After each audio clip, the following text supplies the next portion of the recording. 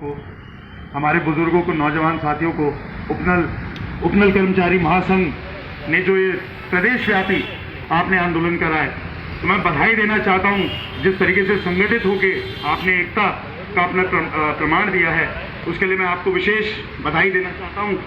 साथ साथ हेडिया जी को, रावत जी को और कफलटिया जी को, बोरा जी को बधाई कि आप लोगों ने यहाँ पे सफल अपना संचालन कर रहे हैं। सही मार्गदर्शन में ये जो आपका पूरा आंदोलन है, सही मार्गदर्शन में चल रहा है। आज हमारा सौभाग्य है कि हमारे इस बुद्ध पार्क में कांग्रेस पार्टी के ऊर्जावान प्रदेश अध्यक्ष प्रीतम सिंह जी आपके बीच में आए हैं आपको समर्थन देने के लिए।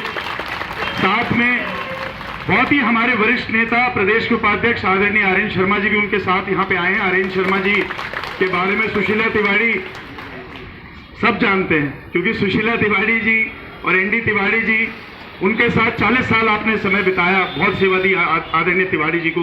उत्तर प्रदेश से लेके आर्यन शर्मा जी ने रहने और खाने का ठिकाना भी करा था रावत जी का एक जमाने में। तो इस जमीन से, इस धरती से जुड़े हुए व्यक्ति हैं। आज आदरणीय अध्यक्ष जी मेरी माता जी की सेहत पूछने के लिए घर आए थे और वहां पे इन्होंने मुझसे पूछा कि क्या चल रहा है भाई हल्द्वानी में। तो मैंने कहा अध्यक्ष जी, कोरोना के अलावा अगर कोई चल रहा है कोई चीज, तो उपनल कर्मचारियों की जो एकता है वो चल रही है यहाँ पे। उनका संगठित होके जो सरकार के खिलाफ एक आवाज उठाने का प्रयास है वो चल रहा है आज हल्द्वानी। मैं बधाई देना चाहता हूं।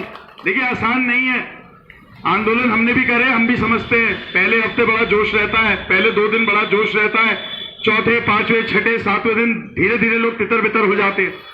लेकिन ये जो आपकी संगठन में एकता है, वाकई में इससे हम जैसे राजनीतिक दल को भी सीखने को मिला। तो इसलिए मैं आपको बधाई देना चाहता हूं।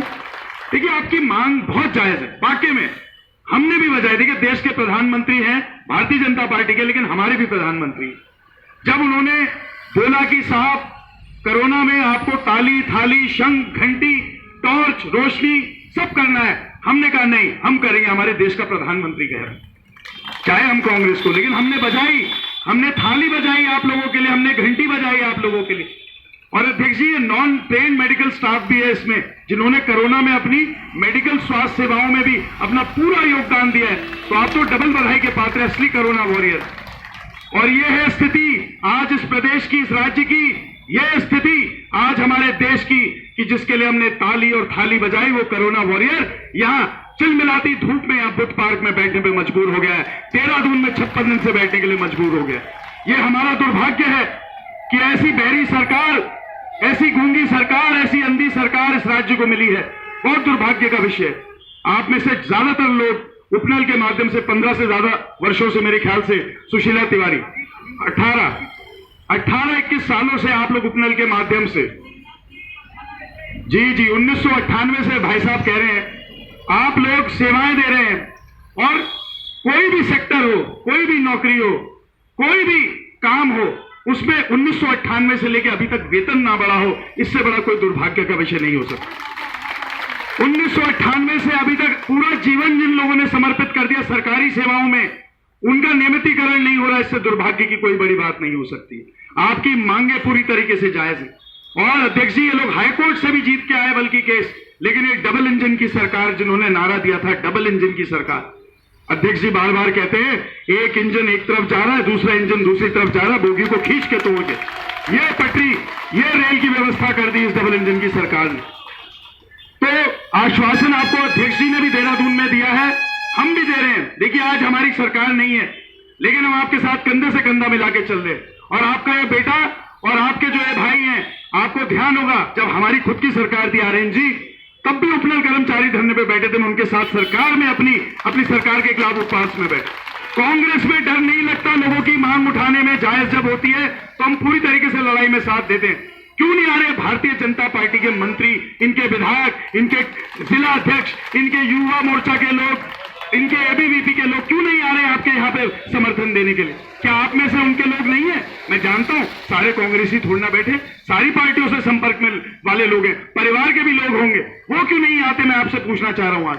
तो आपको भी 2022 में निर्णय लेना है कि आपके साथ जो लोग खड़े हैं तन्मयता से, जो प्रतिबद्धता आपके साथ दिखाने को तैयार है आपके संघर्ष में, ऐसे लोग का साथ आपने भी देना। और मैं विश्वास दिला रहा हूं देखिए, अभी हम सल्ट उपचुनाव से आ रहे हैं, एक लहर चल रही है पहाड़ों में, एक लहर चल रही है पूरे उत्तराखंड में इस डबल इंजन की सरकार को उखाड़ फेंकने की। और मैं विश्वास दिला रहा हूं, और देखिए मैं छोटा सा कार्यकर्ता हूं, मैं ना मंत्री हूं ना मुख्यमंत्री हूं, लेकिन मैं विश्वास दिला रहा हूं बतौर एक कार्यकर्ता कांग्रेस, क्योंकि मुझे विश्वास है अपनी पार्टी की कार्यशैली पे, कार्यप्रणाली पे। मैं विश्वास दिला रहा हूं सबसे पहला कार्य जो होगा वो ये होगा कि डबल इंजन की सरकार जो कोर्ट गई है आपके खिलाफ दिल्ली में, वो केस वापस लिया जाएगा अगर कांग्रेस की सरकार आएगी। जो हाई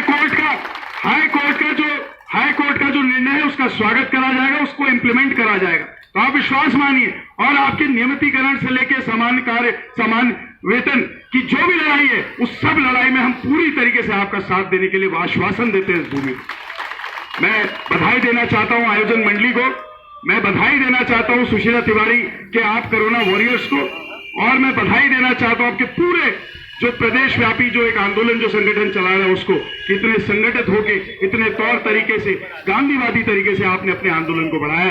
मेरी आशा यही है कि आप और हम इस संघर्ष में सफल होंगे। मेरी आशा यही है कि आप और हम अपनी मांगे लेकर ही अपने घर को लौटेंगे, ऐसा मेरा विश्वास है। तो आपका बहुत बहुत धन्यवाद, आपने इतना सम्मान दिया। जय हिंद, जय भारत, जय उत्तराखंड, जय उत्तराखंड।